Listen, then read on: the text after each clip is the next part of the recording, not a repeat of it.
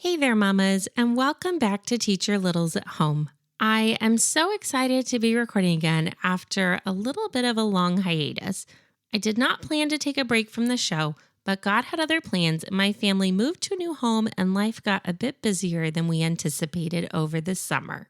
I've really missed chatting with you every week, and I can't wait to dive right in and share what my plan is for you this school year. Hey there, Mama. I'm Lauren Brainerd, and this is Teach Your Littles at Home. I'm so excited you have tuned in as I share fun and hands-on activities you can use right away to help you play and learn with your little ones. So let's dive right into today's episode so you can make more memories than you ever dreamed of. I'm thinking of today's episode as a kickoff to our homeschool preschool year as I get started with my youngest daughter, who is 2.5 years old. If you're anything like me, you've probably been thinking for a while about what exactly you want your homeschool preschool year to look like, and can I really do this? Are those questions just circling through your mind? Maybe you're just getting started with your year, or maybe you're just curious, what does it look like to teach your little one at home? Well, I hope that this episode will give you a peek inside our days and point you back to a couple episodes that will really help you get started. Before I jump into what our days will look like this year, I want to remind you of 2 previous episodes that will really help you as you begin to plan your homeschool preschool year. Back in episode 2, I go over our own homeschool preschool daily routine.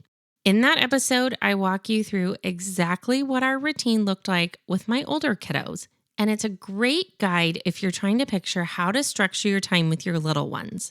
Our days look slightly different this year, but with every child, especially when you have older ones, you will find you are always having to mix it up. The second episode I want you to go back and listen to is episode 3, How to Prepare for Your Homeschool Preschool Year. This one is all about getting yourself ready with simple prep and realistic expectations. If you're just beginning your homeschool preschool journey, I definitely recommend going back and listening to both of these. Now, let me share what we're doing this year in our home. Each day, I plan to start with the exact same routine. Get up, eat breakfast, get ready for our day, and then hop in the car so we can take older brother and sissy to school. My plan is to come home and jump right into what I call blanket time. Some families call this quiet time. But let me tell you, Mama, it is a lifesaver because it gives me about 20 minutes to get a little housework done, prep any activities or materials we'll need for the day, drink a cup of coffee if I haven't done that yet, and take a minute to breathe after the hustle and bustle of a busy morning before I sit down with my youngest. If you're not familiar with blanket time, all it is I lay out a blanket on the floor. I tell my daughter it's blanket time. She gets a basket of toys and she sits and plays quietly until I tell her that it's time to move on to something else. After blanket time, we are going to start what we call toddler school in our home. It's our homeschool preschool time, learning time, whatever you call it in your home. I always begin by transitioning right into a sensory bin. It's such a natural way to bring my child to the table, calm down, and get focused. She will sit and play with the bin, whether it is just a free play bin where she's manipulating a sensory bin filler, or she might be learning letters and using cards and sorting. It all depends on the day and what we're working on at the time. When we finish with a sensory bin, we're going to move through a few different activities each day.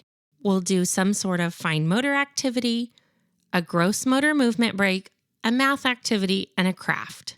I love having this consistent daily routine because it gives us a balance of play, learning with some movement built in, which keeps my 2-year-old active enough to be able to sit and be engaged in the activity we're doing, while also keeping things simple enough for me to prep and manage since I'm a busy mom of 3.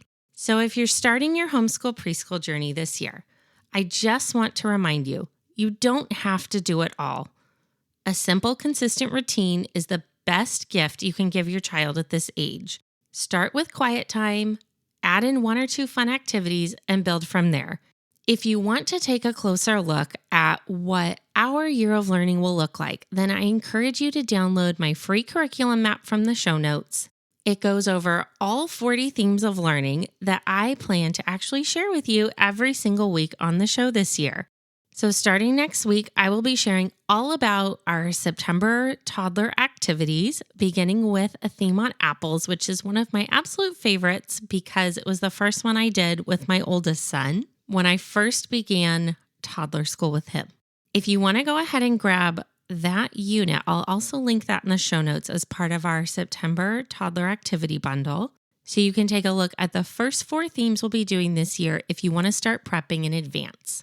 I can't wait to come back next week and share all about our apple theme and some really fun tips for you and fun activity ideas that you can do without even taking a trip to the store. I hope you have a wonderful rest of the week playing and learning with your little ones.